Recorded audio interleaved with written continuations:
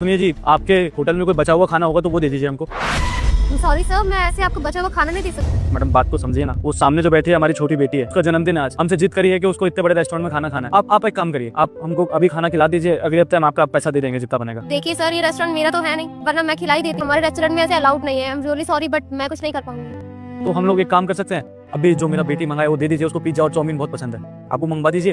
अब इनको मैं अपने परिवार को जब घर छोड़ के आ जाऊंगा तो यहाँ पे आपका प्लेट बर्तन जूता जो भी होगा सब धो दूंगा। लेकिन ऐसे मत करिए, अगर उसको ऐसे खाली पेट लेके जाएंगे तो उसको बुरा लग जाएगा। उसका जन्मदिन है आज। देखिए सर, सॉरी टू से, बट मैं आपको बेइज्जत नहीं करना चाहती, लेकिन हमारे रेस्टोरेंट में ये सब अलाउड नहीं है। अगर मैंने ऐसा कुछ किया तो मेरे मैनेजर मुझ पर गुस्सा करेंगे। आप समझने की कोशिश कीजिए। बाकी मैं एक काम कर सकती हूँ, मैं मैनेजर को बुला देती हूँ, आप उनसे बात कर लेना। मैनेजर साहब को क्यों बुला रही है? वो हमको भगा दिए तो देखिए बात को समझिए। बाप होने के नाते हमारा कुछ फर्ज बनता है अपनी बेटी के लिए। हमारा भी सपना था कि इतना बड़ा बड़ा रेस्टोरेंट में खाना खाएं, लेकिन हमारे पिताजी हमको कभी खिला नहीं पाए। अब हम चाहते हैं कि हमारी बिटिया जो चाहती है हम उसको वो दे दें। एक साल पहले हमसे कही थी कि पापा अगले जन्मदिन पे इतना बड़ा रेस्टोरेंट में खाना खिलाना। यहाँ से निकलते हैं तो हमेशा इस तरफ देखती है, तो हमने सोचा कि इस बार लेके आते हैं। पैसे थे हमारे पास, लेके आ रहे थे, किस्मत खराब थी, चोरी हो गए। हम आपके आगे विनती करते हैं, आप हमको बस खाना खिलवा दीजिए ताकि हमारी बेटी खुश हो जाए और कुछ भी नहीं। अब देखिए, लास्ट ऑप्शन यही है कि मैं मैनेजर को सब बता दूं और वो आपकी मदद कर पाए। एक काम कीजिए ना, आप यही रुकिए, मैं मैनेजर को बुला देती हूँ, आपकी सारी कहानी उन्हें बता देना और वो शायद आपकी हेल्प कर देंगे। पापा खाना कब तक आएगा? बेटा 10 मिनट लग जाएगा, अभी बनाते हैं ना, ताजा ताजा बड़ा रेस्टोरेंट है इसलिए। पापा, आपको जो मैंने बोला था वो मंगा देना। आपको पता है ना मुझे चाउमीन और पिज्जा बहुत पसंद है। हाँ बेटा, हमने चाउमीन भी बोल दिया है आपको और पिज्जा भी बोल दिया है। बढ़िया बनाते हैं ये लोग। तुम खाओ आराम से, अपना जन्मदिन मनाओ आज है।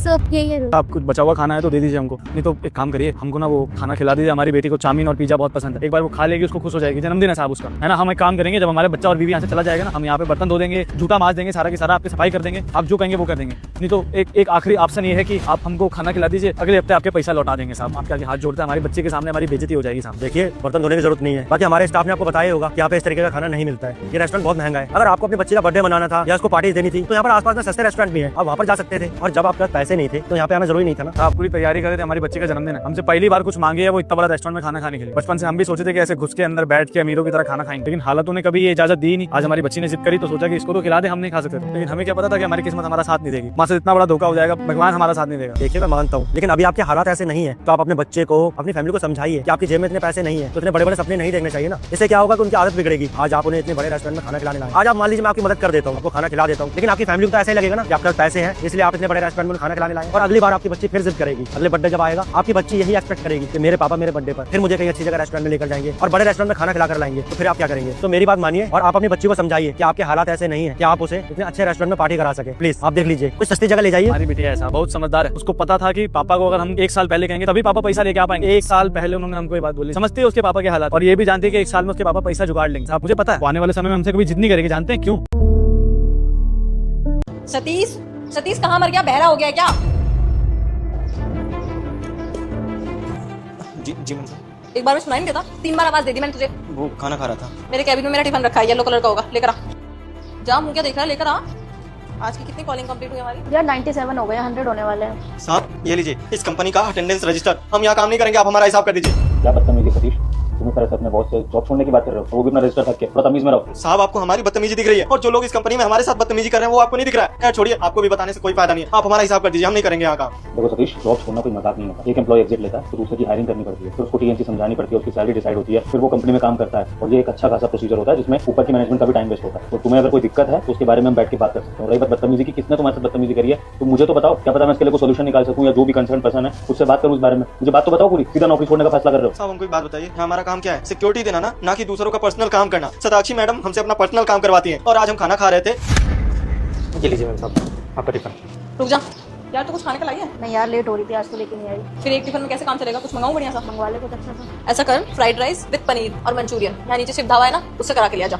मैम साहब वो खाना खा रहा था, खाना खाने के बाद आपका लेते आऊंगा मैं। तो मैं भी खाने का ही मंगा रही हूँ ना, हमारा भी लंच टाइम हो रहा है, पहले खाना ले आ फिर खा लियो तू। मैम साहब लंच तो हमारा भी हुआ है ना, ऐसे देर तक छोड़ूंगा तो खाना तो खराब हो जाएगा हमारा। तेरे कहने का मतलब क्या है कि तेरा खाना ज्यादा जरूरी है, हम बाद में खाएं? पहले मेरा खाना ला कर दे, हम खाएंगे, फिर तू खा लियो। कौन मना कर रहा है तुझे? मैम साहब यहाँ मैं नौकरी करता हूँ कंपनी के लिए, आपके लिए नहीं। आप अपना पर्सनल काम करवाती हैं हमसे। क्या बोला तूने? मेरा पर्सनल काम नहीं करेगा?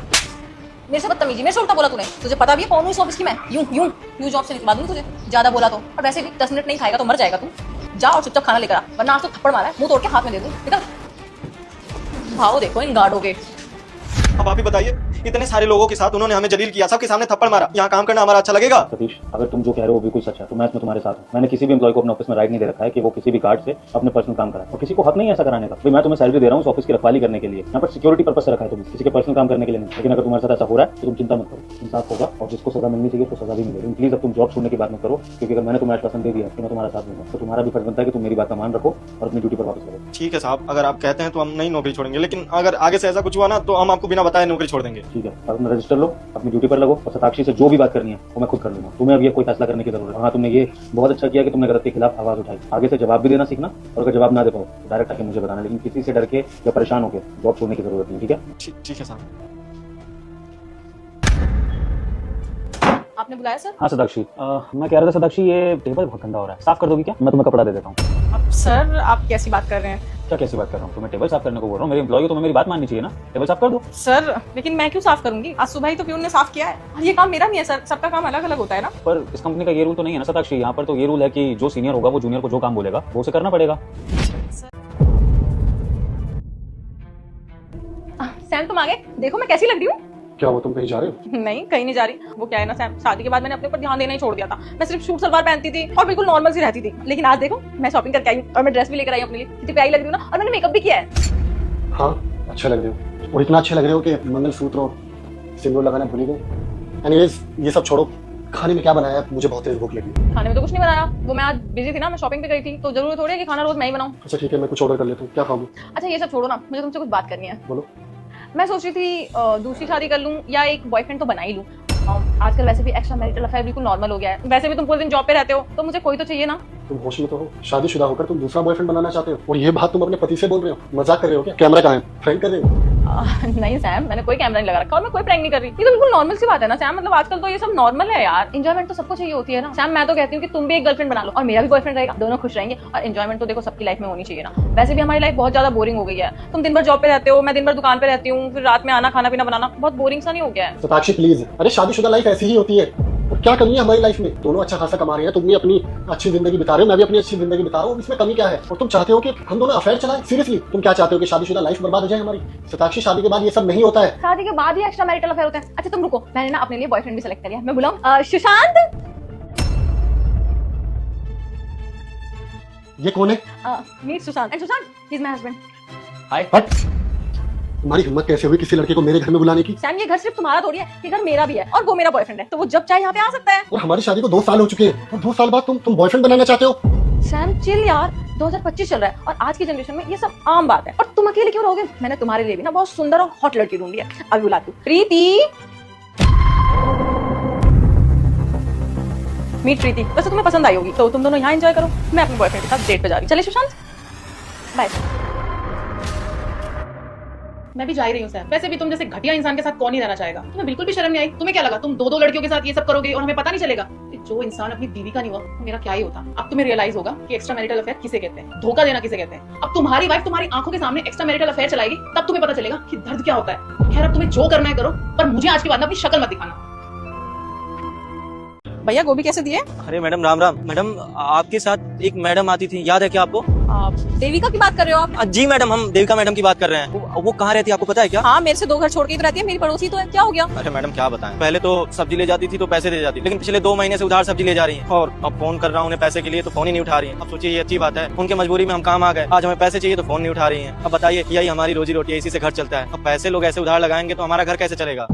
भैया गलती उसकी भी नहीं है, उसके साथ बहुत बुरा हुआ है। मैं कुछ समझा नहीं। भैया क्या बताऊं, आज से 2 महीने पहले ना उसके पति के एक्सीडेंट में ऑन द स्पॉट डेथ हो गई। अब घर में एक लौता बंदा था कमाने वाला, उसके 2 बच्चे भी हैं। अब बेचारी सब कुछ अकेला देख रही है। सिर्फ आपका ही उधार नहीं लिया उसने, और भी 2-4 लोगों का लिया है। मेरा भी लिया था, लेकिन मैंने कुछ नहीं बोला भैया। अब देखिए बुरे दिन तो किसी के भी आ सकते हैं ना। अब उसमें उस बेचारी की क्या गलती है? अब उसका पति चल बसा तो क्या कर सकते हैं? काम देख रही है वो, लेकिन आपको तो पता है ना कि आज के जमाने में काम मिलना कितना मुश्किल है। जब काम मिल जाएगा तो सबका उधार दे देगी वो। बहुत अच्छी लड़की है, कहीं भागेगी नहीं। मैडम आप मेरी एक मदद कर सकती हैं? बताइए। आप मुझे उनके घर ले चलेंगी? अरे भैया मैंने बोला ना, कहीं नहीं भागेगी, पैसे दे देगी। आप भी तो थोड़ा समझिए ना। आप चिंता मत करिए, हम उनसे पैसा नहीं लेंगे, बस एक बार उनके घर ले चलिए हमें। ठीक है भैया, ले चलूंगी, मेरे से पीछे ही तो रहती है। ठीक है, आप बताइए आपको क्या चाहिए? गोभी कर दीजिए 1 किलो। भगवान जाने अब बेचारी का गुजारा कैसे होगा, भगवान ही मालिक है। दीदी आप रामू भैया को यहाँ पे लेकर क्यों आ गई? भैया मैं आपके सारे पैसे दे दूंगी, मैं यहाँ से कहीं जाने नहीं वाली हूँ। आप चिंता मत करिए, हम आपसे पैसा लेने नहीं आए, बल्कि आपके लिए ये सब्जी लेके आए हैं। रखिए इसको। पैसे नहीं है भैया। अरे कौन आपसे पैसा मांग रहा है? हमको पैसे नहीं चाहिए, ये सब्जी हम आपके लिए लेके आए हैं, रखिए इसको। रख लो बहन, हमें अच्छा लगेगा। और वैसे भी रामू भैया आपको अपनी बहन मानते हैं, एक भाई होने के नाते अपना फर्ज निभा रहे हैं। बिल्कुल सही कहा है। आप हमारी दुकान पे आती थी तो हमको क्या कहती थी, भैया कम से कम एक भाई होने के नाते हमारा फर्ज तो बनता है ना कि बहन का चूल्हा बुझने ना दे, इसलिए हम अपना फर्ज निभा रहे हैं और आप पे कोई एहसान नहीं कर रहे हैं। हमको लगता है कि हम पिछले जन्म में ना कोई आपका कर्ज खा के बैठे थे, वही इस जन्म में चुका रहे हैं। रखिए, अरे रखिए, संकोच मत करिए। और तुम्हारी ये बहन भी जिंदा है, 2 घर छोड़ के रहती हूँ, कोई अमेरिका में नहीं रहती कि तुम मुझसे अपना दुख भी नहीं बांट सकती। किसी भी चीज की जरूरत हो ना तो मुझे बता देना। और सुनो, मैंने अपने हस्बैंड से बात कर लूंगी कि उनके ऑफिस में कोई वैकेंसी खाली है तो तुम्हारी जॉब लगवा देंगे, ठीक है? मुझे समझ में नहीं आ रहा कि मैं आप दोनों का एहसान कैसे चुकाऊं। मेरे इस बुरे वक्त में मेरे सारे अपनों ने मेरा साथ छोड़ दिया, सारे रिश्तों ने मुझसे मुंह मोड़ लिया, और एक आप दोनों जो मेरे कुछ भी नहीं लगते, फिर भी आप दोनों मेरी मदद करने आए हो। मैं ये एहसान कैसे चुकाऊंगी? कैसा एहसान? इंसानियत होने के नाते हम तुम्हारी मदद कर रहे हैं। अब ये सब बोल के हमें पराया मत करो। किसी भी चीज की जरूरत हो तो बता देना, बच्चों का ख्याल रखना, ठीक है? हम चलते हैं।